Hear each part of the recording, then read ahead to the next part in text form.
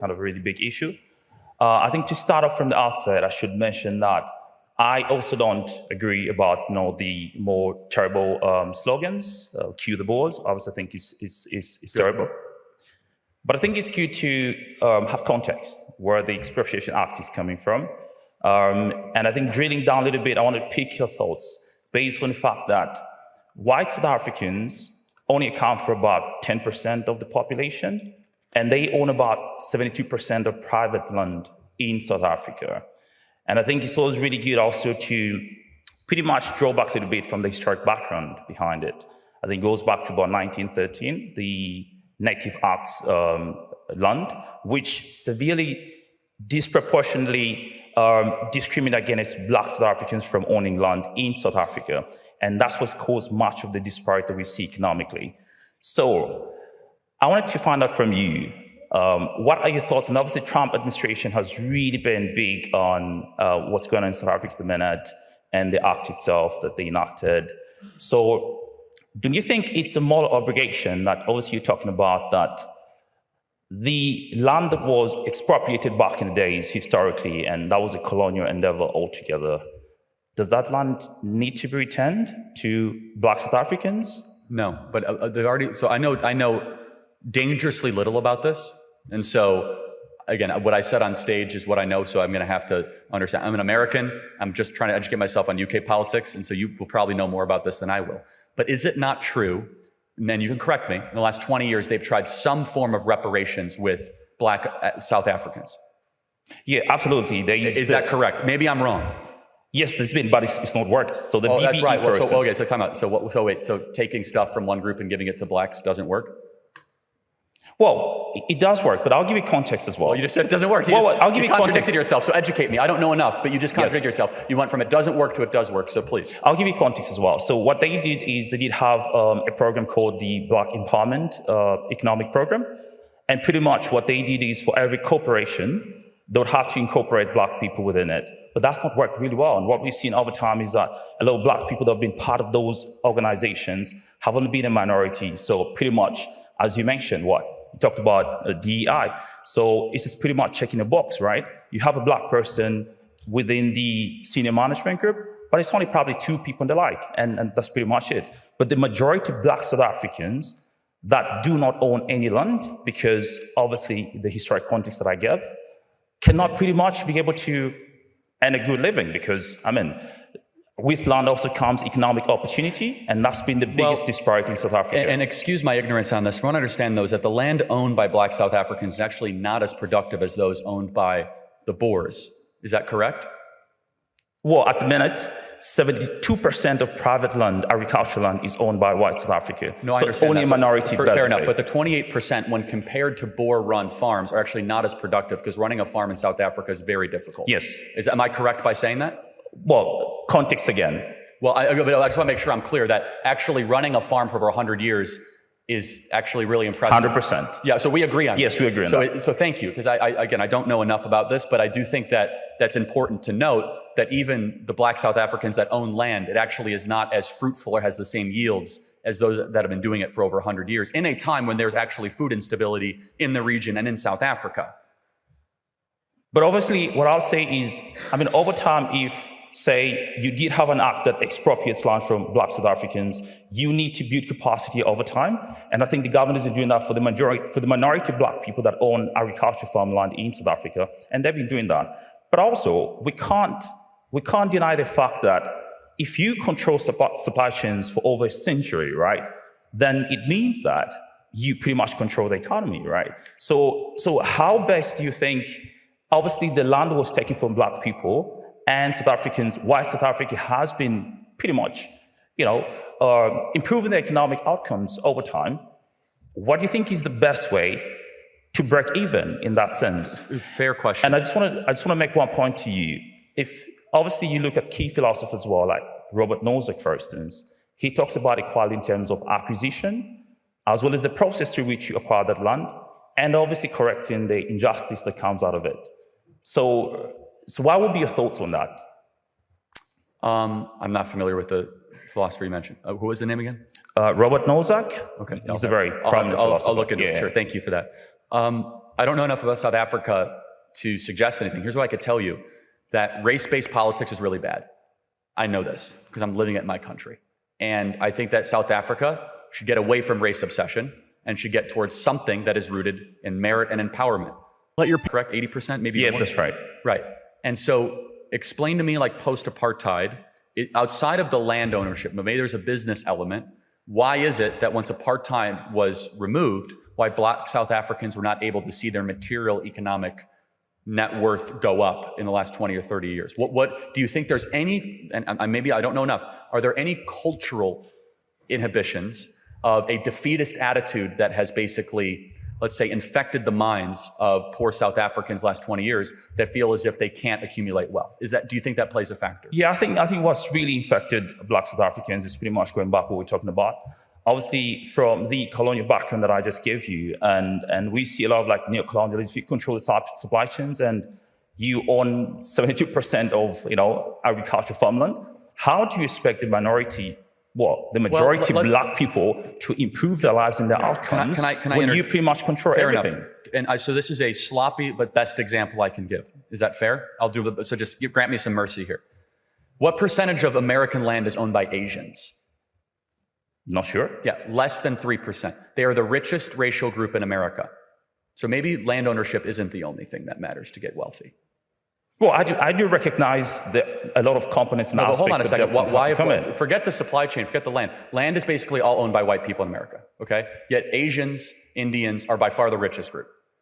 So why is it that this particular group that happens to own the land and the supply chains, and we've admitted it's very hard to run this land, very hard to run this idea of farming in South Africa, it feels to me, I could be wrong, that it's a group of resentment-driven politics towards a group of people that own land instead of opportunity and empowerment-based politics, talking to the Black majority about how they could build a better life for themselves instead of taking away other people's stuff.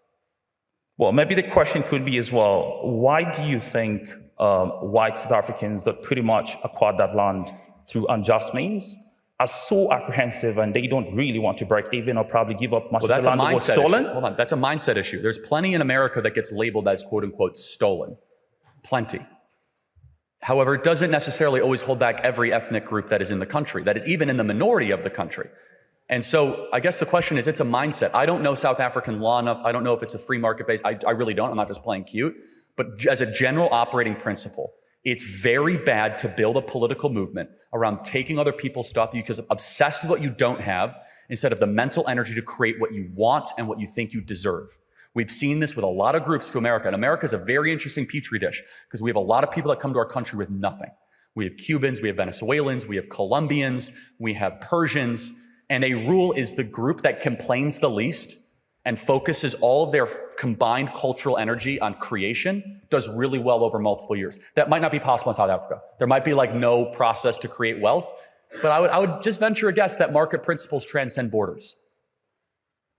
So my postulation, and I'm glad you admitted it, don't say kill the Boers. Bad, we should say that. It has created real deaths and real harm. If I was in charge, which of course I'm not, I would spend all my time not saying kill the Boer. I would say, my people, get your act together. Let's work harder. Let's prove the Boer wrong. Let's start a business. Let's build families. One is driven in resentment and greed and envy and confiscation, and one is rooted in creation and entrepreneurship and optimism. I'd like to see the latter. Well, it's very interesting you call it confiscation. What about if we call it probably reclaiming the land that was stolen back in the day? Yeah, but here's the thing as well. Fair, okay, but can I interject? Please, okay. Maybe as well, kind of understanding the value of land, right? Much of what happens with land is obviously, and I think a very prominent economist talks about this, a guy called Hernando de Soto in his book, The Mystery of Capital. I know Hernando. Yeah, he talks about it really. When it comes to land, the value of land is that obviously you can borrow against it. And we've seen for much of agriculture, commercial land, which is very expensive, really. Legit, I yeah, get it. And that's the thing, right? So if you own land pretty much everywhere, you can extract a little value out of it. So can I interject really quick? Let's try another moral principle. Is it ever right to punish a grandchild for their grandfather's sins?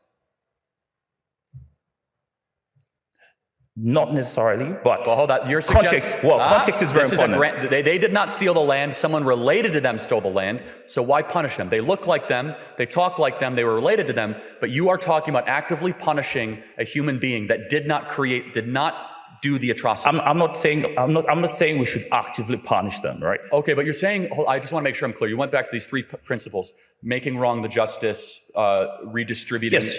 So correcting the injustice, I think. So is correcting the justice, let's say theoretically it would be that we want some of this land to go back to Black South Africans. That's confiscation, right? No, you no longer own it. This group's going to own it.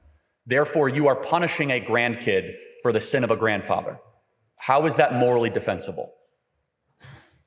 I think it gets back to the same thing. And how is it morally defensible if, say, the land that you own at the moment was stolen land, and it has over time created a massive disparity economically for much of the majority of Black people out there. So they could make the same argument as well. Fair enough. And what we would say, but the code that we believe in the West, and South Africa can choose, that inheritance, something that you did not work for, and all of a sudden that you have, and that you are then nurturing, we're not going to take that away from you if you did not do anything individually wrong, because this is the difference. We believe in individual-based, not collectivist group-based politics. So they're saying this group took this from this group, therefore this group must get something else. We're asking, did that individual do anything wrong? That individual is a different person than the grandfather. So what is the solution? The solution is for Black South Africans to understand the injustice, and I'll grant you all that. I know nothing about the 1913. I should learn about it, and thank you for bringing that to my attention, right? But I do know that there was a lot of immoral behavior to the let's say the gaining of the land, right? That's right. I acknowledge that. Fine. The question is then what to do. And a general rule that has worked in America, and I'll kind of repeat my point, is the group, whomever it is, if they have a mentality and a mantra that is about creation and not about resentment, will succeed. This is actually really bad for even the people. Even if they got all the land back, let me tell you, it would not necessarily be a good thing. Number one, we've already shown that they can't necessarily manage it. It's very hard. The Boers have developed a method of farming in the last 100 years. How do you justify that? Well, because I just told you, and you agreed with me. I asked a question, which I think I knew, and you affirmed it. The Black South African farmers are not nearly as productive as the equivalent Boer farmers. They're not. The same land, same fertile soil, the farms equivalent are not as necessarily productive. But again, just as a general rule, and we can have clarity but not agreement, I think it's a bad idea to nationalize complaints into a political movement. I think it's very dangerous. And then the right, we fall into this sometimes too. In South Africa, it's even more dangerous to weaponize racial complaints, despite the injustices of past. It's a better use of time to talk about a victor mindset, not a victim mindset. Yeah, I think it's easily said than done. That would be my kind of thinking. But it's simply a mindset. Yeah, but the groups that embrace it in America and across the West, they succeed. The Jews have had a lot of crap thrown at them the last 100 years. They get their act together, they organize, they understand how to create wealth. And again, I would say there are many groups that are parallel to that. So you want to make a final point? I don't know how we are in time. But yeah, I think that's pretty much it. Yeah, again, we have clarity. I would like to see, of course, an end of the kill the Boers. But my hope for South Africa is one that is rooted in empowerment and lifting up and optimism, not being like, well, something bad happened to my grandfather, therefore it impacts me. It actually doesn't impact you as much as you think. You're a free being with your own agency and your own ability. Was it wrong? Yes. Is it inhibiting? I would say no. Yeah, I would say that I think cooperation is probably the pathway going forward. And I think breaking even is a good thing, because the Expropriation Act actually does pretty much cut for that, where much of land that's not being used can then be shared. And I will look into it. I think that'll be a better way to go. I'll read more about it. Thank you very much. Thank you.